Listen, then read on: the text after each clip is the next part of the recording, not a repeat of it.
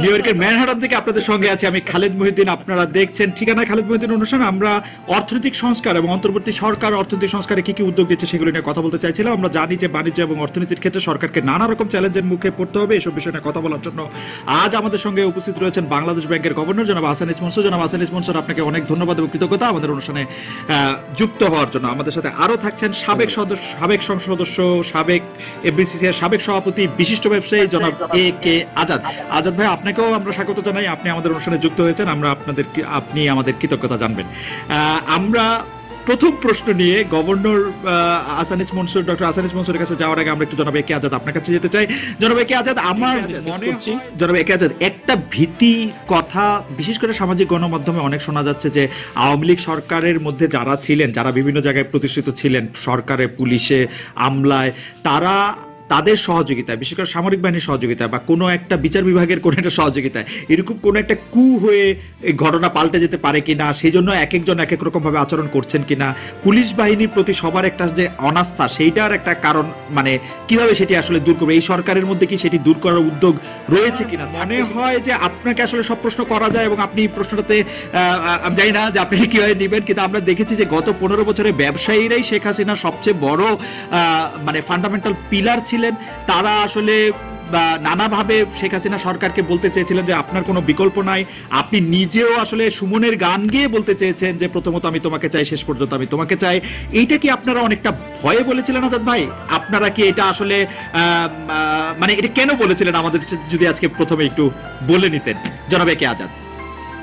দেখুন, ব্যক্তি শেখ হাসিনার সাথে আমার একটা ভালো সম্পর্ক ছিল, একটা ভাই বোনের সম্পর্ক ছিল দীর্ঘদিনের। উনি যখন অপোজিশনে ছিলেন 2001-এ, তখন উনি আমাকে রাজনীতিতে সম্পৃক্ত করান। তখনকার যে মধুর স্মৃতি, তারপরে আমি যখন এফবিসিসিআই এর প্রেসিডেন্ট হই, অনেক দেশ বেরিয়েছি একসাথে, অনেক ওনার ব্যক্তিগত সুখ দুঃখের কথা অনেক উনি শেয়ার করেছেন আমাকে। তো সেই তারপরে অনেক সময় যখনই যেতাম, অপোজিশনে ছিলেন, নিজে হাতে উঠিয়ে খাওয়াতেন। এই স্মৃতিগুলো আমাকে সবসময় আমি সেই গভীরতা করি। ওনার পরবর্তী পর্যায়ে উনি সরকার পরিচালনা করতে আসছেন, যে পরিবর্তন আসছে, নিঃসন্দেহে এটা সমর্থনযোগ্য নয়। কিন্তু ব্যবসায়ীরা তো সবসময় দেখেন সরকারের পৃষ্ঠপোষকতা ছাড়া ব্যবসায়ীদের ব্যবসা করা সম্ভব না। আমি যে কোনো কিছুর জন্য আমাকে সরকারের কাছে যেতেই হবে। আমি গ্যাস কানেকশনের কথাই বলি, বিদ্যুৎ কানেকশনের কথা বলি, ট্রেড লাইসেন্সের কথাই বলি, বাংলাদেশ ব্যাংকের গভর্নরের কাছে কোনো কিছু যেতে বলি, যে কোনো জায়গায় আমাকে সরকারের রোশানানো পড়লে তার ব্যবসা শেষ, সে আর ব্যবসা করতে পারবে না। এই জন্য সরকারের সাথে আপনার সবসময় কঠিনভাবে সমালোচনা করা যারা পছন্দ করে না, আমরা করি না, বরং তার ভালো জিনিসটাই তার সাথে তুলে ধরি বিনয়ের সাথে।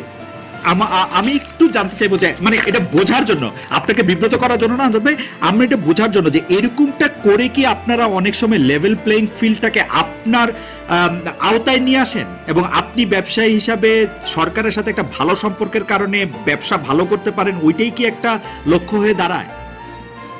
আপনি দেখুন, আমি 1984 সাল থেকে ব্যবসা শুরু করেছি, আজকে 40 বছর আমি ব্যবসায়। আমি সরকারের থেকে কোনো রকম কোনো পৃষ্ঠপোষকতা নেইনি, কোনো কি বলে বিদ্যুতের কোনো সুযোগ নেইনি, এবং এই দেশের সাথে বা সরকারের সাথে আমার কোনো ব্যবসা নাই। আমি 100% রপ্তানি করি, আমি পণ্য তৈরি করি, আমি ইউরোপ, আমেরিকা সহ অন্যান্য দেশে রপ্তানি করি। সরকারের কাছে আমার কোনো বড় কোনো ব্যাংক লোনও নেই। আমি বিদেশি ব্যাংকের সাথেই সাধারণত ব্যবসা করি, দেশের একটা দেশীয় ব্যাংকের সাথে ব্যবসা করি। আমার কোনো সামান্য পরিমাণে লোন আছে, যার জন্য কারো কাছে আমার যেতে হয় না, বরং ব্যাংকগুলো আমাকে সাথে ব্যবসা করতে পারলে তারা স্বাচ্ছন্দ্য ফিল করে। না, সেটা করে, কিন্তু তাতে আমি একটু প্রশ্নটা করে রাখি, প্রশ্নটা করে তারপরে আবার আমি এটা জনাব আহসান ইচ মনসুরের কাছে যেতে চাবো যে আপনি কি মনে করেন যে ব্যবসার জন্য এই 15 বছরের সরকার কি ক্ষতিকর ছিল, লাভজনক ছিল? আপনাদের ব্যবসায়ীদের জন্য কি এটা ভালো ছিল, খারাপ ছিল? আমরা অনেক কিছু শুনতে পাই যে গত সরকারের আমলে যারা আসলে প্রকৃত ব্যবসায়ী নন তাদেরকে ব্যাংক লোন, খারাপ লোন, নানা রকম ভাবে আসলে ফেভার করে সরকার এই ব্যবসার পরিস্থিতিটাকে অনেক খারাপ করে রেখেছিল। এই ব্যাপারে আপনার মন্তব্য আমরা একটু শুনতে চাইবো। আমরা একটু জনাব আহসান ইচ মনসুর আপনার কাছে যাই। জনাব আহসান ইচ মনসুর, প্রথমে আপনাকে স্বাগত জানাই। অনেকেই বলেছেন আপনি যখন বাংলাদেশের গভর্নর হিসেবে বাংলাদেশ ব্যাংকের গভর্নর হিসেবে আপনি যখন নিয়োগ পেলেন তখন অনেকেই বলেছেন যে এই প্রথম আমরা একজন সার্ভিস সেক্টর থেকে, একজন প্র্যাকটিশনার থেকে, একজন তাত্ত্বিক থেকে একজন এমন একজনকে পেলাম যিনি আসলে ইন্ডিপেন্ডেন্টলি তার বাংলাদেশ ব্যাংকে তার জায়গায় পৌঁছাতে পারবেন। আমরা একটা পপুলার প্রশ্ন দিয়ে আপনাকে শুরু করতে চাই। আপনি বলেছেন যে পাচার হওয়া টাকা আপনি ফিরিয়ে আনবেন। আপনি আসলে পাচার হওয়া টাকা ফিরিয়ে আনার ক্ষেত্রে কোনো রোড ম্যাপ দেখতে পান কিনা? পাচার আসলে টাকা কিভাবে সবচেয়ে বেশি হয়েছে আপনার আপনার ধারণাটা আমরা একটু জানতে চাইবো। যে আমরা দেখেছি যে আপনি গভর্নর হওয়ার আগেও ওই সরকারের সময় আপনি নানা ধরনের কথা এগুলি বলেছেন, আপনি এখন কি দেখতে পাচ্ছেন আসলে টাকাটা পাচার হয়েছে সবচেয়ে বেশি কিভাবে? পলিটিক্যাল গভর্নমেন্ট এই পাচার হওয়া টাকার সাথে আসলে কিভাবে জড়িত ছিল, কিভাবে জড়িত ছিল ব্যবসায়ীরা, সেটিও আপনাদেরকে একটু বলবেন জনাব আসেন মনসুর। আমরা জনাব আসেন মনসুরকে পরিষ্কার শুনতে পাচ্ছি না। আর্থিক খাত থেকে এবার শুনতে পাচ্ছি, ঠিক আছে জি। আর্থিক খাতের যে দুর্বৃত্তায়নটা হয়েছিল, অর্থাৎ অনেকগুলো ব্যাংক, কতিপয় পরিবার, একটা পরিবার বিশেষ করে, আর অন্যান্য পরিবার আংশিকভাবে লুপ্তরাজ করেছে ব্যাপকভাবে। আমরা জানি যে, আমি শুধু ইসলামী ব্যাংকের কথা যদি ধরি, সেখান থেকে 70-80 হাজার কোটি টাকা নামে বেনামে এই ইসলামিক ফ্যামিলি নিয়ে গেছে। এটা শুধু একটা ব্যাংক। এটাকে যদি আমি সারা ব্যাংকিং খাতকে ধরি, ওই পরিবারের টাকা যেটা তারা নিয়ে গেছেন বা ধার নিয়েছেন ব্যাংকিং খাত থেকে, কিন্তু শোধ হবে না কোনো জিনিস, এটার পরিমাণ হবে 1,25,000 টাকা। তো এটা কি ইন্ডিকেট করে? এটা আমাদের পুরো ব্যাংকিং খাতের প্রায় 27%। তো এটা তো অনাদায়ী হয়েই যাচ্ছে। দ্বিতীয়ত যেটা হচ্ছে যে, উনি তো একলা ছিলেন, সাথে আরো পৃষ্ঠপোষক চট্টগ্রাম ভিত্তিক ব্যবসায়ীরাই বিস্তৃত করেছেন। আমরা জানি যে ভূমিমন্ত্রীর, প্রাক্তন ভূমিমন্ত্রীর পরিবার তার নিজের নামে করেছেন 250টা বাড়ি লন্ডনে, এবং এটা আমার তথ্য নয়, এসপি এবং ব্রিটিশ তথ্যই করছে। এবং সাথে তার ভাইও 200-র উপরে বাড়ি করেছে। এটা একটা অবিশ্বাস্য রকমের মানে ঘটনা, যেটা আমি নিজেও বিশ্বাস করতে পারছিলাম না। কিন্তু যেহেতু আল জাজিরা বলছে, যেহেতু এফটি ফাইন্যান্সিয়াল টাইমস বলছে, আমাকে তো বিশ্বাস করতেই হবে যে সংখ্যাগুলোর একটা ভিত্তি আছে, ভিত্তিহীন। তো যাই হোক, এগুলো হচ্ছে আমি বলবো যে বড় আকার। তারপরে যেগুলো আছে সেগুলো হচ্ছে ধরে 10,000 কোটি, 5,000 কোটি, 15,000 কোটি, এরকম বিভিন্নভাবে নেওয়া হয়েছে। এবং এখন যদি আমরা দেখি, বড় বড় গোষ্ঠীর কাছে এই ঋণের পরিমাণ হয়তো 2 লক্ষ কোটি টাকা ছাড়িয়ে যাবে। মাননীয় গভর্নর, আমি মাঝখানে একটা প্রশ্ন করতে চাই পারি কিনা, যে সেটা হচ্ছে যে এসএলএম গ্রুপের কাছে 1,25,000 কোটি টাকা যে সেটা বের করে নিয়ে গেল, এইটাতে আসলে সরকারের ভূমিকাটা কতখানি? মানে আমি একদম সরাসরি প্রশ্ন করতে চাই যে শেখ হাসিনার অজান্তে কি এটি ঘটেছে, বা শেখ হাসিনাকে না দিয়ে কি এটি সম্ভব হয়েছে, বা তার অর্থমন্ত্রীকে? দেখুন, এখানে রাজনৈতিক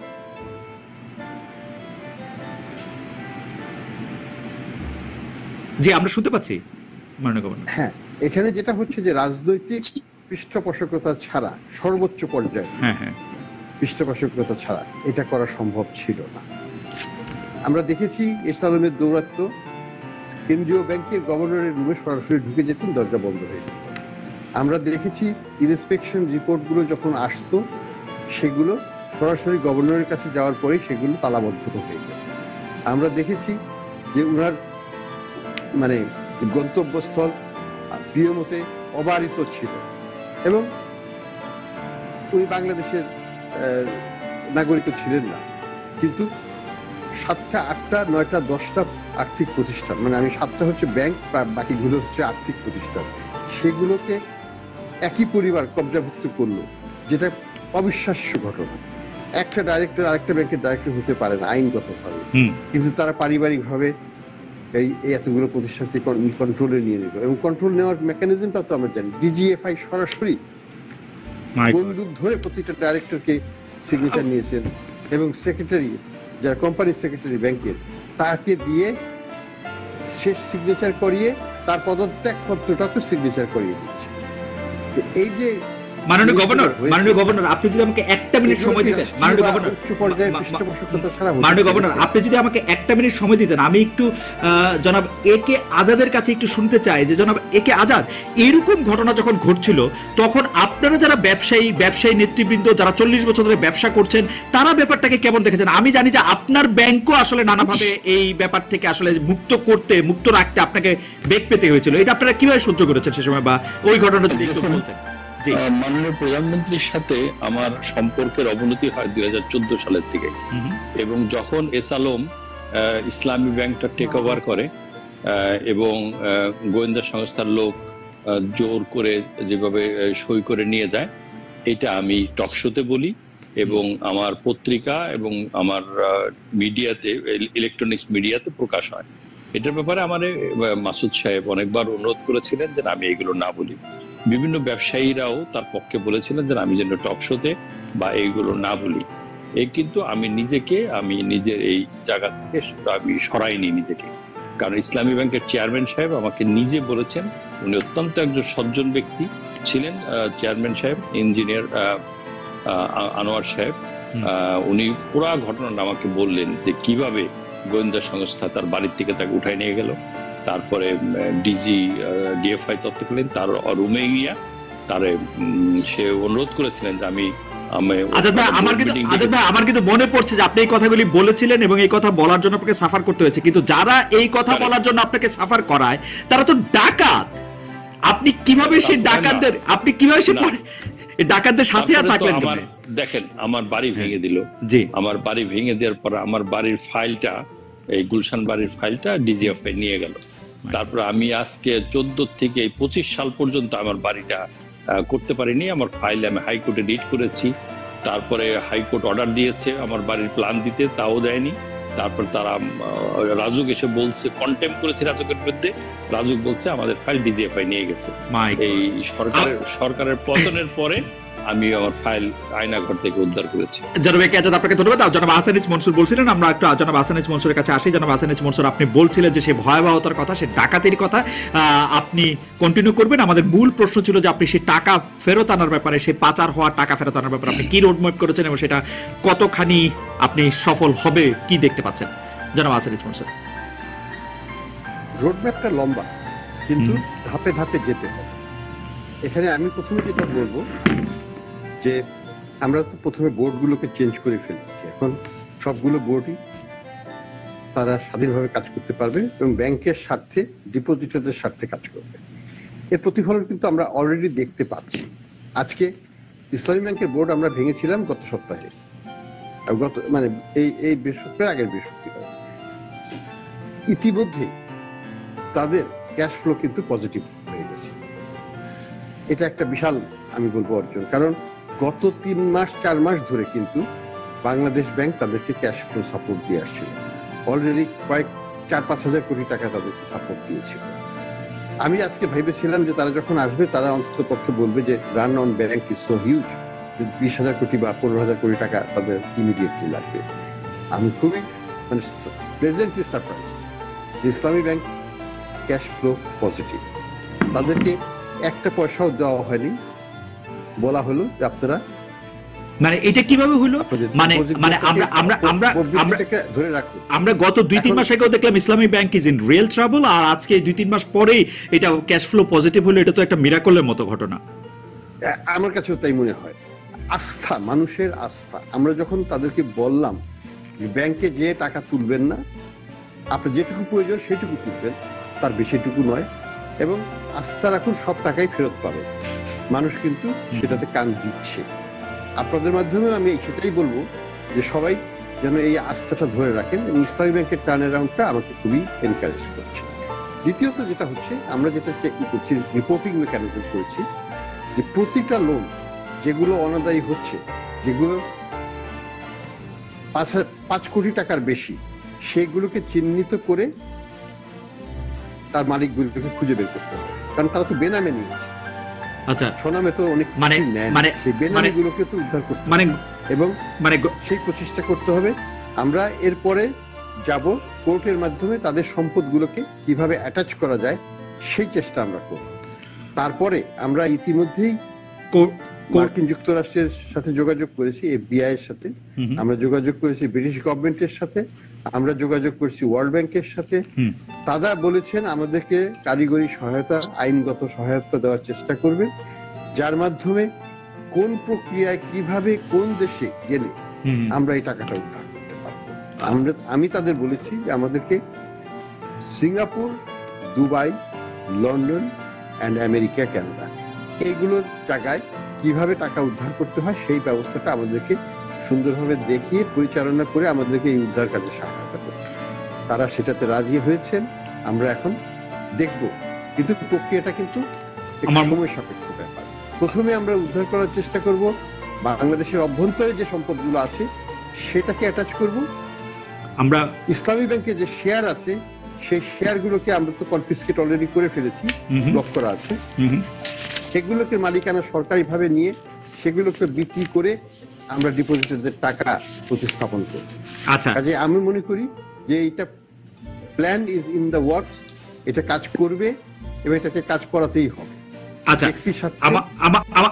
জনগণের স্বার্থে, ডিপোজিটরদের স্বার্থে। আমরা এই প্রশ্নটি আপনাকে করে রাখি বা প্রস্তাবনাটা আপনাকে দিয়ে রাখি, সেটি হচ্ছে যে আপনি গভর্নর হওয়ার আগেও বিভিন্ন কথায় লিখায় আপনি জানিয়েছেন যে প্রথমে আসলে সিস্টেমটি আপগ্রেড করতে হবে যাতে এরকম আর পিলফারেজ কখনো না ঘটে, এই রকম যাতে আর না ঘটে। কিন্তু প্রতিষ্ঠানেরও ধ্বংস হয়েছে, এটি আপনি বছর পর বছর ধরে সেটা আপনি বলেছেন। সেই প্রতিষ্ঠানটি যাতে আবার পুরনো অবস্থায় ফিরে যেতে না পারে, যেমন এই প্রফেসর ইউনূসের সরকার চাইলেও যেন এগুলি আর না করতে পারে, পরে অন্য সরকার আসলেও যেন এগুলি না করতে পারে, সে ব্যাপারে আপনারা কি করছেন বা কি চ্যালেঞ্জ ফেস করছেন সেটি আমরা একটু আপনার কাছ থেকে শুনবো। আমরা একটু জনাব আজাদের কাছে আবার ফিরে যাই। জনাব আজাদের কাছে আমরা প্রশ্ন করেছিলাম যে গত সরকার আসলে ব্যবসা করার জন্য, আপনার ব্যবসা করার জন্য কেমন ছিল সেটি আপনি একটু ব্যাকগ্রাউন্ড বলেছেন। বর্তমান সরকার ব্যবসা করার জন্য কেমন সেটি যদি একটু আমাদের বলতেন। এবং আমি এই সরকারের সময় আপনারা বড় চ্যালেঞ্জ কি ভোগ করছেন, আমি প্রশ্নটি এই কারণে করে রাখতে চাই আজাদ ভাই, যে আমরা কিন্তু দেখেছি ব্যবসায়ীরা প্রেসার গ্রুপ হিসেবে কাজ করে, তারা সরকারকে বিভিন্ন বিষয় নীতিমালা মানতে সাহায্য করে, বাধ্য করে। কিন্তু আপনারা এত বেশি শেখ হাসিনার পছন্দের বা আপনারা শেখ হাসিনাকে এত বেশি পছন্দ করতেন যে আপনারা কি আসলে প্রেসার গ্রুপ হিসেবে কাজ করতে পেরেছেন কিনা, সবটা যদি একসঙ্গে বলেন জনাব আজাদ। দেখুন, শেখ হাসিনার যে সবই সেই লাস্টে যে ঘটনাগুলো ঘটিয়েছে, একটার পর একটা ঘটনা যেগুলো আমরা এখন জানতে পারছি, আগেটা অনেকটা আন্দাজ করতে পারতাম, যেন আয়না ঘরের মতন একটা বিভৎস কাহিনী, সত্যি নিজের গা শিউরে ওঠে। এখানে বছরের পর মানুষকে কিভাবে আটকে রাখা হয়েছে, অনেক লোক মারা গেছে, কত লোক গুম হয়েছে, তারপরে কিভাবে ছাত্রদের উপর গুলি চলেছে, এই জিনিসগুলো তো ভাবা যায় না। একটু ক্ষমতায় টিকে থাকার জন্য এই শেখ হাসিনাকে তো আমরা যে শেখ হাসিনাকে চিনতাম, শেখ হাসিনাকে তো আমাদেরকে মনে হয় না শেখ হাসিনা। কিন্তু 1996-এ বা উনি যখন অপোজিশনে ছিলেন তখন যে শেখ হাসিনাকে আমরা চিনতাম তার সাথে এখন মিলাইতে পারছি না। তো যাই হোক, আমাদের ব্যবসা করতে গিয়ে ওনার কতগুলো কোয়ালিটি ছিল, উনি কিন্তু কুইক ডিসিশন দিতে পারতেন, যে কোনো ক্রাইসিসের মধ্যে ডিসিশন দিতেন, জরুরি ভিত্তিতে ব্যবস্থা নিতেন। এখন বর্তমান সরকার, অনেকেরই সরকার পরিচালনার কোনো অভিজ্ঞতা নাই, প্রত্যেকে সৎ, ভিশনারি এবং স্বচ্ছতা চিন্তা করছেন এবং প্রত্যেকের জায়গায় একটা পরিবর্তন আনতে চাচ্ছেন, যে অতীতের গতানুগতিক ভাবে না চলে। যেমন আমি সেদিন মাননীয় প্রধান উপদেষ্টা মহোদয়কে বলে এসেছি, উনি যে রিফর্মের সুযোগ করে দিয়েছেন, গভর্নর সাহেবকে স্বাধীনতা দিয়েছেন, উনি স্বাধীনভাবে কাজ করে দিচ্ছে, এটা অত্যন্ত প্রশংসনীয়। অল্প সময়, 1 মাস সময় ওপেন পান নাই কিন্তু গভর্নর সাহেব। এটা আমি মাননীয় উপদেষ্টা মহোদয়কে, প্রধান উপদেষ্টা মহোদয়কে অভিনন্দন জানিয়েছি যে খুব কম সময়ের মধ্যে ব্যাংকের মধ্যে একটা ডিসিপ্লিন চলে আসতেছে। কিন্তু আমাদের সবচেয়ে বড় চ্যালেঞ্জ হচ্ছে এখন আইন শৃঙ্খলাটা, এই জায়গাটা আমরা খুবই কষ্ট হচ্ছে, আমাদের কারখানা চালাতে পারছি না, আমাদের কারখানা এখনো শ্রমিক অসন্তোষ, কারণ পুলিশ এখনো অর্গানাইজড হয়ে সারতে পারেনি। এখন এই জায়গাটা পুরা ভঙ্গুর, এখানে তাদেরকে ব্যাকআপ সাপোর্ট দিচ্ছে আর্মি অফিসাররা, আর আর্মি অফিসাররা কিন্তু পুলিশের ভূমিকা করতে পারে না, তারা রাস্তা কোন একটা জায়গার নাম বলে তারা চিনতে পারে না, তারা ইউজ টু না। তো সেই জায়গাগুলোকে আমরা খুব কঠিন ভাবে ফেস করছি। আমার বিশ্বাস সহসাই পুলিশ রিঅর্গানাইজ করে ফেলবে। আইজি মহোদয় খুব ওয়ার্ক করছে, প্রত্যেকটা স্বরাষ্ট্র অ্যাডভাইজার সাহেব সবাই চেষ্টা করছে, কিন্তু সময় লাগবে। ওভারনাইট, এই জায়গাগুলো আমরা খুব ডিফিকাল্টি ফেস করছি। জনাব একে আজাদ, একটা ভীতির কথা বিশেষ করে সামাজিক গণমাধ্যমে অনেক শোনা যাচ্ছে যে আওয়ামী লীগ সরকারের মধ্যে যারা ছিলেন, যারা বিভিন্ন জায়গায় প্রতিষ্ঠিত ছিলেন, সরকারে, পুলিশে, আমলায়, তারা তাদের সহযোগিতায়, বিশেষ করে সামরিক বাহিনীর সহযোগিতায় বা কোনো একটা বিচার বিভাগের কোনো একটা সহযোগিতায় এরকম কোনো একটা কু হয়ে এই ঘটনা পাল্টে যেতে পারে কিনা, সেই জন্য এক একজন এক এক রকম ভাবে আচরণ করছেন কিনা, পুলিশ বাহিনীর প্রতি সবার একটা যে অনাস্থা সেইটার একটা কারণ, মানে কিভাবে সেটি আসলে দূর করবে, এই সরকারের মধ্যে কি সেটি দূর করার উদ্যোগ রয়েছে কিনা, থাকলে সেটি কেমনে বা কতদিনের মধ্যে আপনি এটি দেখতে পান? আমরা একই প্রশ্ন। দেখুন, জি, পুলিশকে রাজনৈতিকভাবে ব্যবহার করা হয়েছে এমন ভাবে, পুলিশ তার সুযোগে, পুলিশের একটা অংশ, সবাই না, পুলিশের একটা এত দুর্নীতিগ্রস্ত হয়ে গেছে, এত ক্ষমতাধর হয়ে গেছে। দেখেন বাচ্চাদেরকে দেখে দেখে যেভাবে রাস্তায় গুলি করেছে, মুগ্ধদেরকে যেভাবে গুলি করেছে, আবু সাইদকে যেভাবে গুলি করেছে, বাসার জানলা বন্ধ করতে গেছে বাচ্চা, তাকে গুলি করে মেরেছে। মানে পুলিশ কোন স্টেজে চলে গেছিল আপনি চিন্তা করেন। মানুষের ক্ষোভের বহিঃপ্রকাশ ঘটেছে, সেই পুলিশকে আবার নতুন করে সাজিয়ে করে আবার জনগণের সেবায় দাঁড় করাতে তো সময় লাগবেই। সেই জায়গাটায় আমরা ব্যবসায়ীরা খুব ডিফিকাল্টিস ফেস করছি। আমাদের যারা বিদেশি এখানে আছে তারাও খুবই চিন্তিত। আমরা কয়েকটা ফ্যাক্টরিতে আমাদের বেশ সমস্যা দেখা দিচ্ছে, শ্রমিক অসন্তোষ দেখা দিচ্ছে, এগুলো ট্যাকেল করতে অসুবিধা হচ্ছে। এইটা ছাড়া বাকি অনেকগুলো দিকে আমাদের স্বচ্ছতা ফিরে আসছে। যেমন একটা কমিটি করেছেন দেবপ্রিয়র মাধ্যমে, যে আমাদের অ্যাকচুয়ালি বিদ্যুৎ দরকার কতটুকু, আমাদের লোন কতটুকু খেলাপি হয়ে গেছে, তার রেমিডি কি, এটা একটা ভালো কমিটি হয়েছে, ফ্যাক্ট ফাইন্ডিংস কমিটি। তারা একটা রিকমেন্ডেশন 3 মাসের মধ্যে দিলে আমাদের অ্যাকচুয়াল চিত্রটা তুলে আসবে, তখন গভর্নমেন্ট এগিয়ে যাবে। এই যে গভর্নমেন্টের পলিসিগুলো, এই যে ভেরি পজিটিভ পলিসি, এগুলোকে আমরা স্বাগত জানাই। কিন্তু এই জায়গাটায় আমরা খুব পিছিয়ে আছি আইন শৃঙ্খলাটাকে ফিরিয়ে আনার ব্যাপারে। আচ্ছা, আমি একটু দর্শকদের কথা বলি। জনাব একে আজাদ, জনাব হাসান ইসমাইল মনসুর, আপনারা এসেছেন, অনেক দর্শক আমাদেরকে দেখছেন, আসলে একসাথে 4,500-এর বেশি দর্শক দেখছেন। দর্শকদের মধ্যে অনেকে সাউন্ড কোয়ালিটি নিয়ে প্রশ্ন করছেন। সাউন্ড কোয়ালিটিটা নিয়ে আমরা আসলে আমাদের কলাকুশলীরা কাজ করে যাচ্ছেন, নিশ্চয়ই সাউন্ড কোয়ালিটি আরেকটু ভালো হবে। আমরা আপনাকে ধন্যবাদ জানাতে চাই দর্শকদের। আর হচ্ছে যে জনাব একে আজাদ, আপনাকে হয়তো খুব ভালো শুনতে পান নাই বলে দর্শকরা, আপনি এই প্রশ্ন জবাব দিয়েছেন, তবু দর্শকরা এটি বারবার বলছেন যে আপনি যদি 14 সালেই আসলে এরকম একটি পরিস্থিতির সম্মুখীন হলো, তাও আবার 24 সালে আপনি নৌকা মার্কার মনোনয়ন কেন চেয়েছিলেন, আপনি ব্যবসায়ী হিসাবে তাকে কেন কবিতা নিয়ে শুনিয়েছিলেন, তার জন্য কেন গান গেয়েছিলেন, সেগুলির উত্তর অবশ্য জনাব একে আজাদ দিতে চেষ্টা করেছেন। জনাব একে আজাদ বলেছেন যে সরকারের সাথে যুদ্ধ করে ব্যবসা করাটা আসলে খুব মুশকিল, যদিও সরকারের সাথে তার বড় কোনো ব্যবসা ছিল না। ভবিষ্যতেও নিশ্চয়ই জনাব একে আজাদ এগুলি বলবেন। জনাব হাসান ইসমাইল মনসুরের কাছে অনেকে জানতে চেয়েছেন, আমাদের কাছে আমাকে ব্যক্তিগতভাবে মেসেজ করেছে যে প্রশ্নটা আমি করেছিলাম সেই প্রশ্নটির রূপ, যে সিস্টেম ঠিক করার জন্য আপনি আসলে কি কি করতে পারছেন, কোন কোন জায়গায় আপনাকে হাত দিতে হচ্ছে, কতটা আপনি সফল হতে পারবেন, কারণ এই সরকার কতদিন থাকবে আমরা এখন পর্যন্ত জানি না, আপনাকে যা করার হয়তো খুব দ্রুতই করতে হচ্ছে। জনাব হাসান ইসমাইল মনসুর। ধন্যবাদ। আমরা আগাচ্ছি সিস্টেমেটিক্যালি। আমি বলবো প্রথমত আমরা 3টে কমিটি করতে চাচ্ছি, এখন খুব শীঘ্রই অ্যানাউন্সমেন্ট করবো। এটা আমি ওই কমিশনে যাচ্ছি না, কমিশন অনেক সময় সাপেক্ষ ব্যাপার। আমার 3 মাসের ওয়েট করার সময় নেই, 6 মাসের ওয়েট করার সময় নেই, এখনই কাজ করতে হবে। আমরা একটা কমিশন করছি, একটা টাস্ক ফোর্স করছি, এই কমার্শিয়াল ব্যাংকগুলোকে কিভাবে রিস্ট্রাকচার করে তাদেরকে আবার নিজের পায়ে দাঁড়ানো যায়, তাদের রুলস রেগুলেশনস এনফোর্সমেন্ট এবং ব্যাড লোন পরিমাণ নির্ণয় করা এবং রিকভারি প্রসেস শুরু করা, আইন মন্ত্রণালয়ের সঙ্গে বসে সেগুলোকে কোর্ট সিস্টেমকে খাড়া করে অর্থ ঋণ আদালতগুলোকে আবার সচল করে প্রসারতা বাড়িয়ে অর্থ উদ্ধারের চেষ্টা করা। কিন্তু একটা দ্বিতীয় দিক যেটা হচ্ছে টাস্কফোর্সের আরেকটা অংশ, সেটা হচ্ছে এই ব্যাড লোন রিকভারি টাস্কফোর্স। এখানে বাংলাদেশ ব্যাংক, আমাদের যেটা বিএফআইও আছে, সেটার সাথে আমাদের বিভিন্ন মন্ত্রণালয় একসাথে কাজ করবে। সেটা হচ্ছে আইন মন্ত্রণালয়, সেখানে স্বরাষ্ট্র মন্ত্রণালয় থাকবে, সেখানে সিআইডি থাকবে, সেখানে দুদক থাকবে, এবং সেখানে আমরা যেটাকে টিআইবিকেও, ট্রান্সপারেন্সি ইন্টারন্যাশনাল, তাকেও আমরা সেখানে আমন্ত্রণ জানাবো, এবং সেখানে তারা মিলে চেষ্টা করবে যে কিভাবে এটাকে সম্পদগুলোকে আমরা উদ্ধার করতে পারি। তৃতীয়ত যে কমিটিটা করছি আমি, সেটা হচ্ছে যে বাংলাদেশ ব্যাংককে কিভাবে আরো শক্তিশালী করা যায়। আমি আমাদের স্টাফদেরকে বলেছি যে অবশ্যই বাংলাদেশ ব্যাংকের সহায়তা ছাড়া এই অপকর্ম হয় না।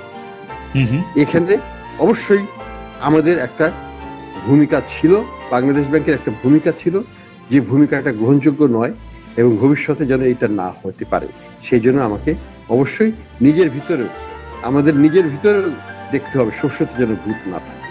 সেটা শুধু ভূত থাকার কথা নয়, প্রসেসটাকে সিস্টেমটাকে রিভিউ করে। জি, আমি প্রসেসর সিস্টেম সম্পর্কে আমি প্রসেসটা সম্পর্কে মানে বাংলাদেশ ব্যাংকের গভর্নর তো একটা অটোনমাস বডি, গভর্নর তো আসলে কারো কাছে ওরকম ভাবে দায়বদ্ধ হওয়ার কথা না রাষ্ট্রপ্রধান বা সরকার প্রধান ছাড়া। কিন্তু আমরা কিন্তু দেখে আসছি যে অর্থমন্ত্রী এমনকি অর্থ সচিবের কথা দিয়েও আসলে বাংলাদেশ ব্যাংকের গভর্নরকে প্রভাবিত হতে। এই ব্যাপারটা আসলে কেন হয়? এটা কি কোনো একটা আইনের ত্রুটি, কাঠামোগত ত্রুটি, নাকি ব্যক্তি বিশেষের সরকারের প্রতি বিশেষ আনুগত্য? বিশেষ করে সর্বশেষ বাংলাদেশ ব্যাংকের যে গভর্নর ছিলেন তার ক্ষেত্রে এটা আসলে অনেকেই এই অভিযোগ করেছেন। আপনি আগেকার গভর্নর সম্পর্ক 2-3 জন গভর্নর সম্পর্ক এই অভিযোগ আমরা বলতে পারি বা শুনতে পারি। এটি কিভাবে রোধ করা যাবে? আপনি এটি নিয়ে কি করছেন? একটা ইস্যু আছে যে বাংলাদেশ ব্যাংকের ফুল অটোনমি এখন পর্যন্ত নাই, সেটা ঠিক, কিন্তু তারপরেও বলবো, এবং আমাকে ফখরুদ্দিন আহমেদ সাহেবও বলেছিলেন যে বাংলাদেশ ব্যাংকের যথেষ্ট ক্ষমতা আছে, যদি যারা নেতৃত্ব দিচ্ছেন গভর্নর সাহেব তাদের যদি গাটস থাকে to stand up and say no, এটা যদি তারা বলতে পারতেন তাহলে অনেক কিছু ঠেকাতে পারতেন। হয়তো তাকে পদত্যাগ করতে হতো, হয়তো তাকে দেশ ছাড়তে হতে পারত। That risk is there. যেমন আমাদের চিফ জাস্টিসকে দেশ ছাড়তে হয়েছিল, তো এটা বাংলাদেশ ব্যাংকের গভর্নরের ক্ষেত্রে হয়তো হতে পারতো, হয়তো তারা সেটা সেই কারণে ভীত হয়ে সেটা করেছেন। যেটাই হোক না কেন, ওনারা তাদের দায়িত্ব পালন করতে পারেন নাই বা করেন নাই, এটা নিয়ে কোনো দ্বিমতের কিছু থাকার কথা নয়। কাজেই এখানে লিডারশিপটার রোলটা ইম্পর্টেন্ট। লিডারশিপকে আমাদেরকে অবশ্যই একটা গুণগতভাবে যাদেরকে এখানে পদে বসানো হোক না কেন, তাদের যে নেতৃত্বের একটা অবস্থান, তাদের যে ব্যক্তিগত আমি বলবো যে মর্যাদা থেকে এবং যেটাকে বলা হয় ভ্যালু সিস্টেম থেকে যদি তারা ড্রিভেন না হয়, তাহলে কিন্তু যত অটোনমি দেওয়া হোক না কেন তারা কিন্তু নতজানি হয়েই থাকবে। কাজেই